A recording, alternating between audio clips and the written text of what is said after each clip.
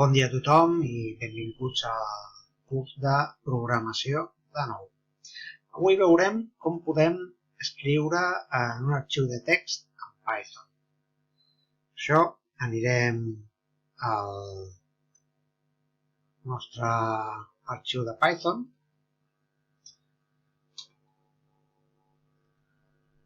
i farem servir una nova ordre. Ja coneixem l'arxiu open, farem la variable arxiu, com havíem fet per llegir text, i en aquest cas fem servir la variable open, li diem un nom d'arxiu, tot i que no estigui creat. El propi Python ens crearà l'arxiu si no està creat. I jo li posaré el nom de prova.txt, una coma, i en aquest cas farem servir l'atribut a. A vol dir append. I append vol dir que el que escrivim apareixerà al final de l'arxiu que acabem de mencionar, prova.txt. I el que té de nou això és que en comptes de read, arxiu.read, farem servir arxiu.write.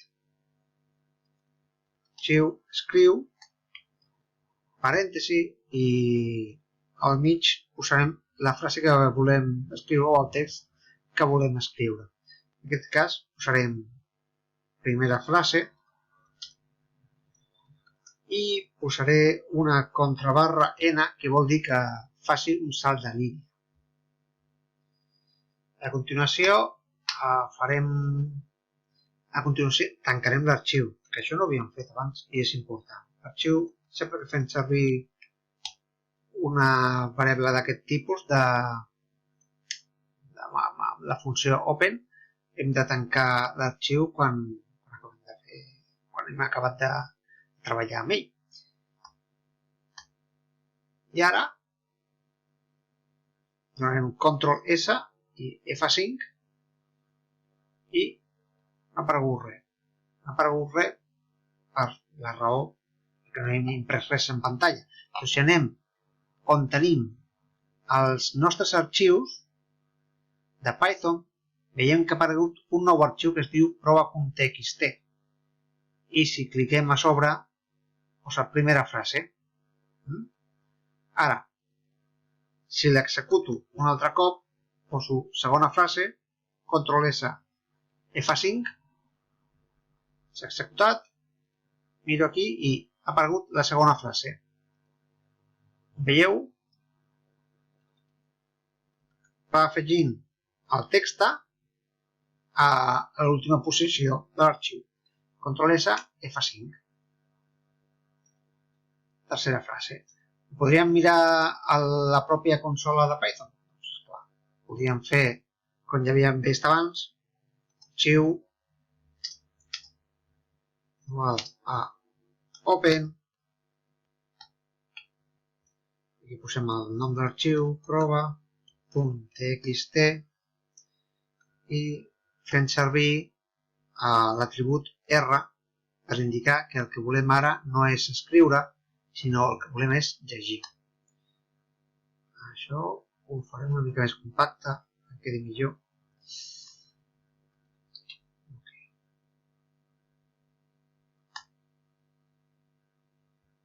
I ara li diem aquí print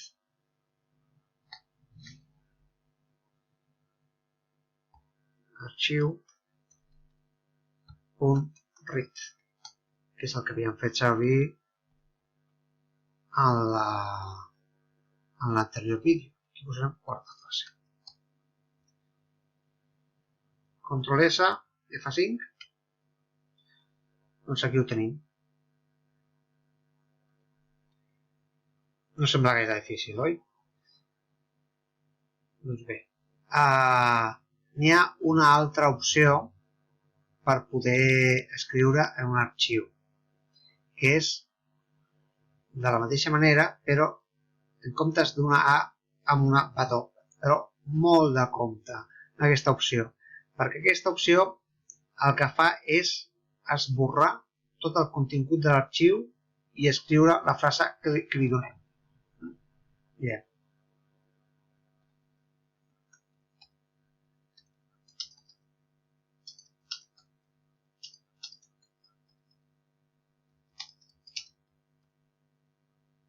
Provem-ho. Control S, F5. Tot esborrat. Si mirem el nostre arxiu, prova.txt, veiem que ha passat el mateix. Doncs bé, això és tot pel moment. Al pròxim vídeo, més. A veure.